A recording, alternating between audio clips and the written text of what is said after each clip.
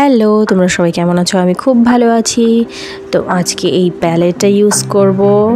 তো এই প্যালেটের নীল কালারটা ইউজ করব। এবার তোমরা বলো তো আমি নীল কালার দিয়ে কোন মেকআপটা করতে চলেছি আজকে?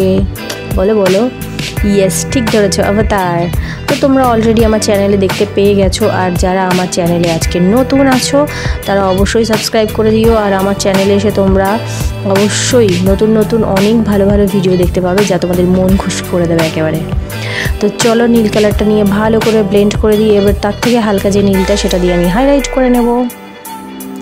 আর এখানে মেকআপ করার সময় একদম লক্ষ্য রাখতে হবে যেন দুটো কালারের মাঝখানে কোনো হার্শ লাইন না থাকে, তাহলে কিন্তু একদম ভালো লাগবে না দেখতে।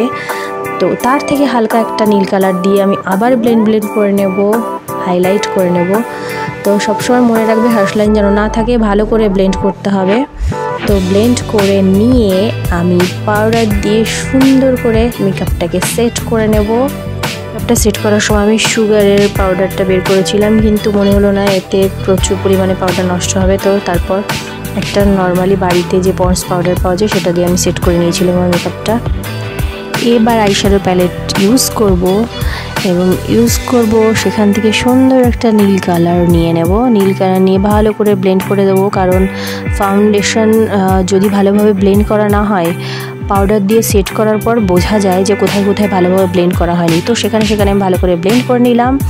এবার অবতারের মেকআপ লুকের যে প্রধান কাজটা, যে মুখের যে দাগগুলো হবে সুন্দর নীল কালারের, সেগুলো ভালোভাবে কেটে নেবো আমি আইশ্যাডো, বিশেষ ডিপ কালারের আইশ্যাডো, মানে একদম কালচে নীল যেটা, সেটা দিয়ে। এই যে চলে এসেছেন, তো ইনি যে আমার মেকআপের সময় আসবেন না এটা হতেই পারে না। তো আমি মাঝে মাঝে কাত হয়ে এদিক ওদিক তাকিয়ে দেখছিলাম মাম্মা কখন উঠে যায়। তো চলে এসছেন, মাম্মা উঠে গেছেন। তবুও আজকে মাম্মা অনেক গুড গার্ল ছিল, পাশে বসে আমাকে বলছিল মাম্মা এটা নাও, মাম্মা ওটা নাও, আমাকে বলে দিচ্ছিলো আর কি। আর আমি বসে বসে মেকআপ করছিলাম আর মাঝে মাঝে ওর সঙ্গে একটু গল্প করছিলাম। তো এবার যে দাগগুলোর মাঝে আমি হালকা সাদা পাউডার দিয়ে লাইন করে নেব, তাহলে ভিজিবল হবে, নীল কালারগুলো আরও ভিজিবল হবে, দেখতে ভালো লাগবে।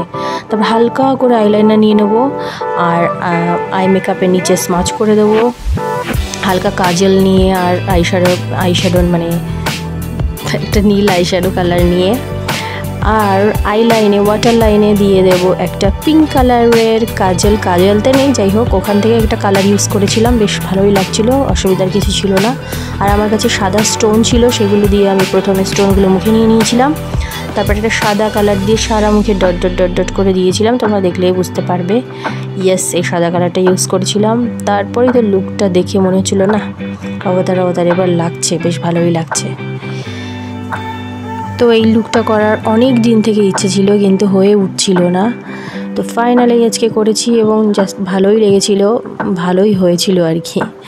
তো লিপ লাইনটা করে নেব নীল কালার দিয়ে, গাঢ় নীল কালার দিয়ে, আর মাঝখানে দিয়ে দেবো আমার ফেভারিট লিপস্টিক। এই লিপস্টিকটা যে কতদিন হয়ে গেছে আমার কাছে আছে তার ঠিক নেই, একদম প্রথম যখন শপিং করতাম অনলাইন তখনই কেনা হয়েছিল এটা।